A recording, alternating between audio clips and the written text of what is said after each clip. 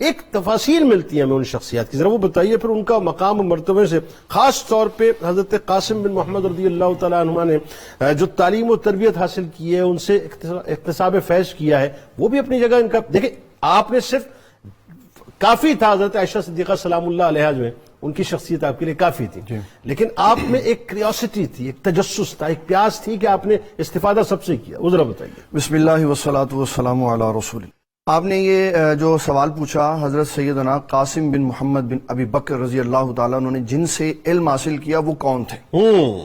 یہ سارا وہ خوبصورت گلدستہ ہے جو نبی صلی اللہ علیہ وسلم سے فیضان نبوت حاصل کرنے والے ہیں۔ اللہ اکبر۔ اور آقا کریم صلی اللہ تعالیٰ علیہ وسلم جن کو علم کے جام پلاتے رہے، محبت کرتے رہے، ان سب کا فیضان حضرت قاسم نے سمیٹ لیا۔ اللہ۔ حضرت سیدنا ابو ہریرہ رضی اللہ تعالیٰ جن کو خدائی قوت عطا فرمائی، اللہ اکبر، کہ آپ کے لیے حافظہ اللہ کی بارگاہ سے مانگا گیا، اللہ اکبر، وہ حضرت مصطفیٰ صلی اللہ علیہ وسلم سے عطا ہوا، کیا بات۔ اور پھر وہ حضرت قاسم بن محمد رضی اللہ تعالیٰ عنہ کے استاد ہیں۔ اللہ۔ دوسرے نمبر پر حضرت سیدنا عبداللہ ابن عباس حبر الامت، اللہ، جن کے بارے میں کہا گیا یہ امت کا ذخیرہ ہیں۔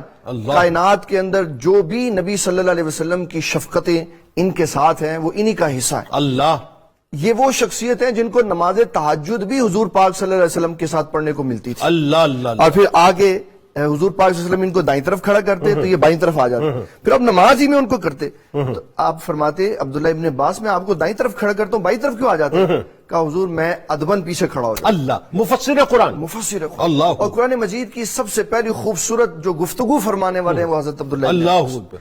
پھر اس کے بعد تیسرا بڑا نام حضرت عبداللہ ابن عمر رضی اللہ تعالیٰ۔ اللہ، یہ حضور پاک صلی اللہ علیہ وسلم کے وہ عظیم صحابی ہیں جنہوں نے حضور کی نشانیوں کو زندہ رکھا۔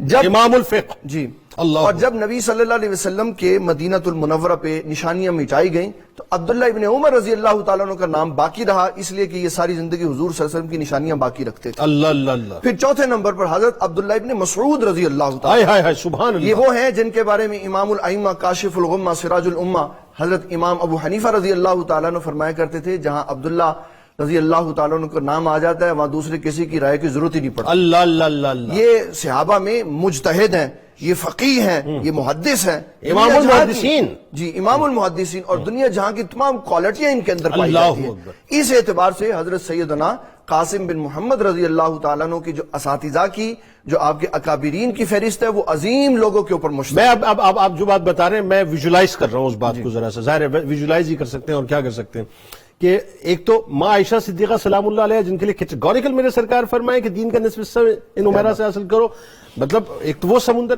پھر اتنے بڑے بڑے امام، کیا بات، اپنے اپنے شعبے کے، جب ان سے مطلب اکتساب فیض آپ کرتے ہوں گے تو پھر فیضان کا عالم کیا ہوگا۔ اسی وجہ سے آپ کو ساتھ جو ہے اپنا فقہا میں جو ہے مدینہ کے پکارا جاتا تھا، اور جب آپ کو ساتھ فقہا میں بیان کیا جاتا ہے تو سب سے اوپر رکھا جاتا ہے۔ اللہ، اور کہا جاتا ہے کہ ان سے بڑھ کر علم دین میں، عبادت میں، شوق عبادت میں، تقوی میں کوئی دوسرا نظر نہیں آتا۔ اللہ اللہ۔ اور جس طرح آپ نے بتایا ابھی انٹرو میں کہ آپ رضی اللہ تعالیٰ عنہ نے وہاں بیٹھ کر حدیث پڑھائی جہاں حضرت سیدنا ابو بکر صدیق بیٹھا کرتے تھے، عمر بن خطاب بیٹھا کرتے تھے، اور جلیل القدر صحابہ اکرام بیٹھا کرتے تھے، اور ان کے بعد حضرت سیدنا امام مالک کو وہ نشست ملی، آپ نے وہاں بیٹھ کر تا زندگی نبی صلی اللہ علیہ وسلم کی احادیث پڑھائی۔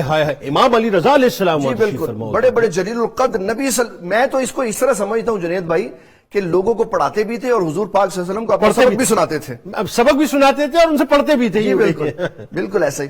اور پھر حضرت سیدنا امام قاسم رضی اللہ تعالیٰ عنہ کا ان صحابہ سے جو تعلق ہے اس میں جو بات بیان کی گئی ان سے سیکھ کر، اس میں حضرت عبد الرحمن بن ابی عمرہ رضی اللہ تعالیٰ عنہ کی والدہ کا ایک واقعہ بڑا عظیم ہے۔ بتائیے کہ آپ نے رات کو یہ ارادہ فرمایا کہ میں صبح ایک غلام آزاد کروں گی، ٹھیک ہے، صبح ہونے سے پہلے وصال کر گئی۔